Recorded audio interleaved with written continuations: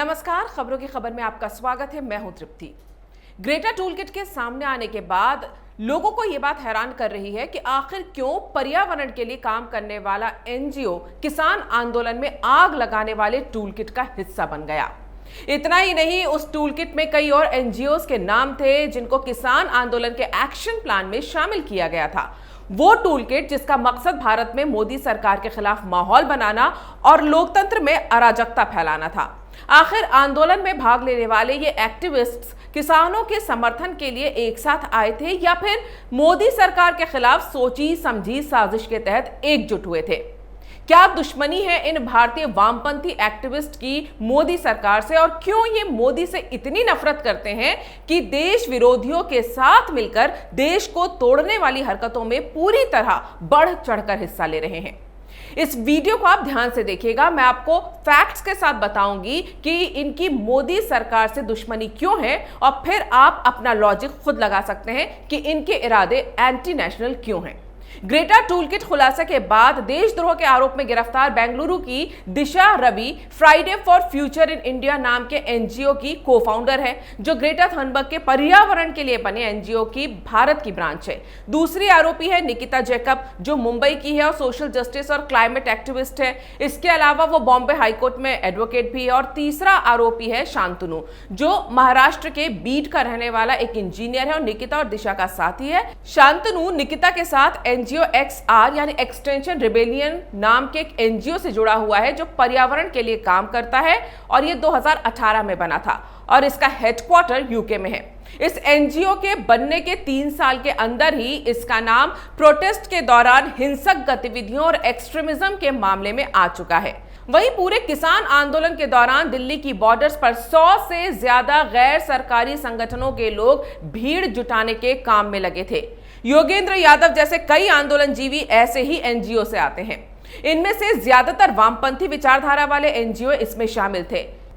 ये क्या कर रहे हैं, इसका उदाहरण है कल का न्यूयॉर्क टाइम्स, जिसमें किसान आंदोलन के समर्थन में एक पूरे पेज का एडवर्टीजमेंट दिया गया है, जिसमें लिखा है कि आंदोलन को 70 से ज्यादा मानवाधिकार संगठन समर्थन दे रहे हैं और भारत सरकार आंसू गैस, पानी की बौछारें और गिरफ्तारियां करके किसान समर्थकों का और किसानों का दमन कर रही है।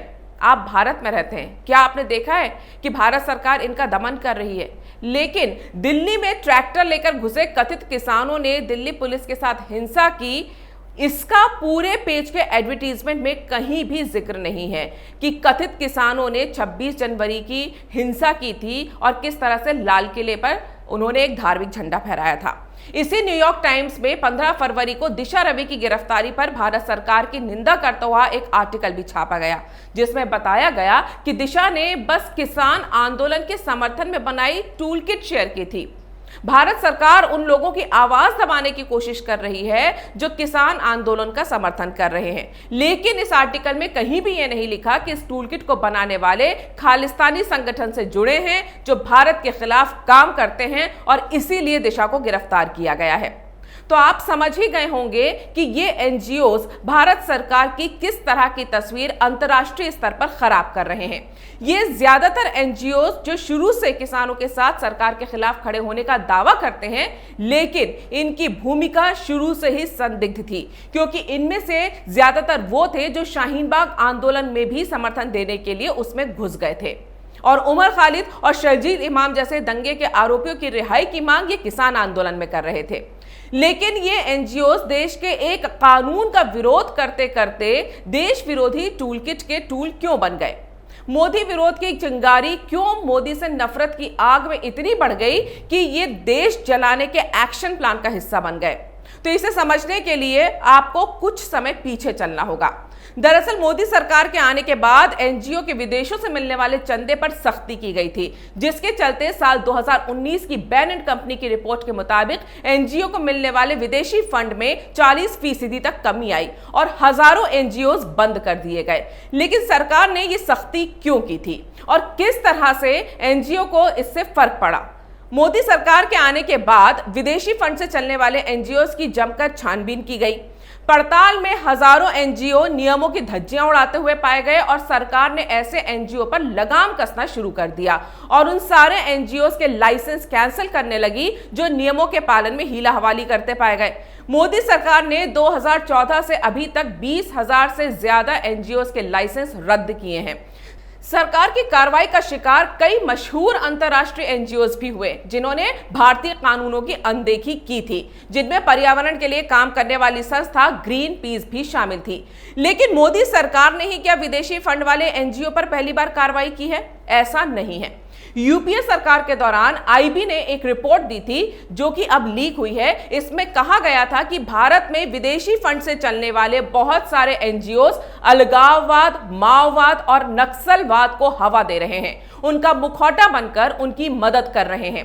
विदेशी फंड से मिलने वाले बहुत सारे पैसे का इस्तेमाल विकास के कामों में लगाने के बजाय धर्मांतरण, खासकर आदिवासियों को ईसाई बनाने के काम में लगाया जा रहा है। अलगाववाद को बढ़ावा देने के काम में भी इसी पैसे का इस्तेमाल किया जा रहा है।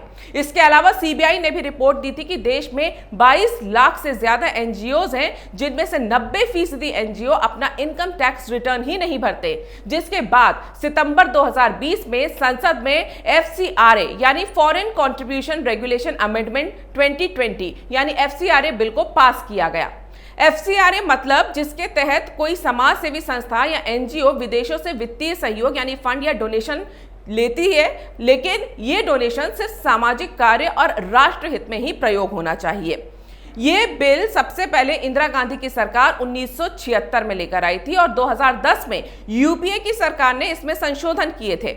इसके बाद 2020 में इसमें संशोधन किया गया। इस बिल का कई एनजीओज ने विरोध किया था, खास तौर से वामपंथी एनजीओज ने, क्योंकि इसमें विदेशों से मिलने वाले फंड की पारदर्शिता के लिए कुछ अहम बदलाव किए गए थे जो कई एनजीओज की असलियत खोल सकते थे। जैसे किसी भी एनजीओ के अधिकारों को रजिस्ट्रेशन के लिए आधार नंबर देना होगा, एनजीओ को पैसा लेने के लिए एसबीआई एफसीआरए शाखा में एक खाता खोलना अनिवार्य होगा जिससे विदेशी फंड की जानकारी साफ रहे।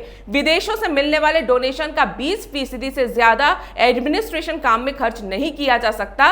पहले ये 50% था जिसके खर्च को लेकर कोई पारदर्शिता नहीं थी और कहां और किस काम में ये लगाया जा रहा था ये पता नहीं चल पाता था। इसीलिए इसमें साफ लिखा है कि जिस काम के लिए डोनेशन मिला है उसे उसी काम में खर्च किया जाए। इसके अलावा चंदे की राशि किसी अन्य व्यक्ति, संगठन या पंजीकृत कंपनी को ग्रांट के रूप में नहीं दी जा सकती है या उनके खातों में नहीं डाली जा सकती है। किसी भी किस्म की गड़बड़ी पाए जाने पर सरकार जांच करेगी और उस दौरान अधिकतम 180 दिनों के लिए रजिस्ट्रेशन स्थगित कर सकती है और यह स्थगन 180 दिनों के लिए और भी बढ़ाया जा सकता है। कोई पब्लिक सर्वेंट विदेशी चंदा नहीं ले सकता और आखिरकार केंद्र सरकार के पास यह अधिकार होगा कि कौन से संगठन को विदेशी फंड मिलना चाहिए और किस एनजीओ पर फंड के इस्तेमाल पर रोक लगानी है। इससे पहले सरकार ऐसा एक्शन तभी ले सकती थी जबकि व्यक्ति या संगठन को एफसीआरए कानून के उल्लंघन का दोषी पाया जाता। हर संस्था का रजिस्ट्रेशन अब 5 साल के लिए वैध होगा, यानी सभी गैर सरकारी संस्थानों को हर 5 साल बाद अपना रजिस्ट्रेशन रिन्यू कराना होगा और साथ ही हर संस्था को नए एक्ट के तहत नया रजिस्ट्रेशन भी कराना होगा। अब देखिए, यह कानून सितंबर 2020 में पास होता है, जिसके बाद एमनेस्टी जैसे इंटरनेशनल एनजीओ को भारत से अपना बोरिया बिस्तर समेटना पड़ता है। एमनेस्टी ने लंबे समय से एफसीआरए में रजिस्ट्रेशन ही नहीं कराया था और भारत में काम करने के लिए विदेशी फंडिंग भी ये एनजीओ यहां ले रहा था। और ये काम क्या कर रहा था?